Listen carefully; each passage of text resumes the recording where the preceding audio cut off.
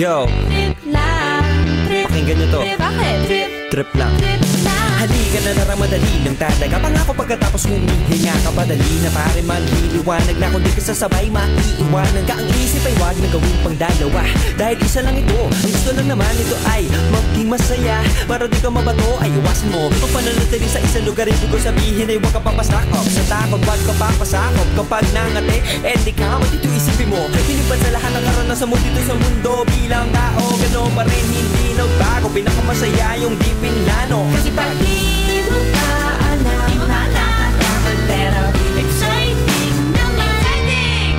Yeah! Sumabay lang sipat man ang bahala. Oras na subukan ang di pa nagalawa. Minsan lang kaya magpakaligaya. Mag-enjoy, magsaya, walang mawawala.